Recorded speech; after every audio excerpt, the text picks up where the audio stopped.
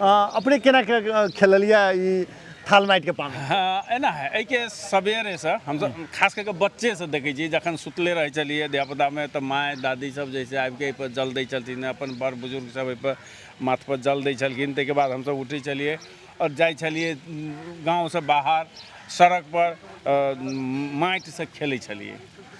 अखन देखै छियै जब अथी भेलैए तो उ कुछ समय पूर्व ई चीज हेरायल जाइ छलैए, कमजोर होल जाइ छलैए। तो हमरा सबके जे संस्कृति छलै जे माटिसँ पानिसँ ई संस्कृति हेरायल जाइ छलैए। तऽ एहि संस्कृतिके पुनः अखन देखै छी युवा वर्ग सब पुनर्जागरण केलखिन हँ।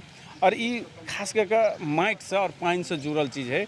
मतलब माटी जे ई धरती हमरा सबके रहऽके लेल आवास दै छै, ई भोजनके लेल अन्न उपजा कऽ दै छै, फल फूल दै छै, जड़ी बूटी दै छै। ई अगर धरती नहीं रहती तो हमरा सबके अस्तित्व नहीं रहते। ताहि दुआरे एहि धरतीके हमसब माता भी कहै छियै। अखनके अवस्था देखबै तऽ ई जनसंख्या वृद्धिसँ, प्रदूषणसँ, ई विभिन्न जलवायु परिवर्तनके कारणसँ ई धरती माता जे छथिन से ई मूर्छित अवस्थामे छथिन। अगर कहूँ जे माय कोनो मूर्छित होइ तऽ ओ संतानके चयन केना हेतै, नहि भऽ सकै छै। ताहि दुआरे हमरा सबके ई परम कर्तव्य बनै छै जे ई धरती है, ई माटी है, एहिके बेसीसँ बेसी उपजाउ बनबऽके लेल हमसब प्रदूषण नहीं करी, प्रदूषित नहीं करी। एहिके जे है से हमसब उपजाउ करबऽके लेल ई विषादी सब प्रयोग करै छी, उ चीज सब नहीं करी।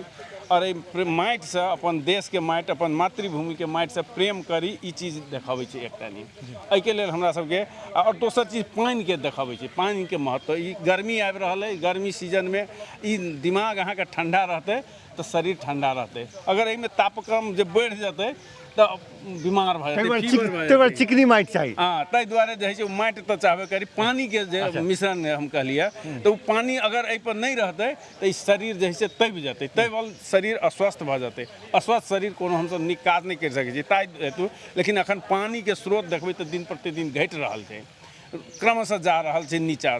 तऽ एहि पानीके भी हमसब वैज्ञानिक सब चीज आविष्कार केलकै लेकिन पानिके आविष्कार नहीं कऽ सकलकै। ताहि दुआरे हमसब पानीके संरक्षण कऽ सकै छियै, ताहि दुआरे पानीके प्रदूषणसँ रोकऽ सकै छियै, रोकै नहीं। एहिके लेल भी एकटा पुनर्जागरणके ई समय जुड़ शीतल है।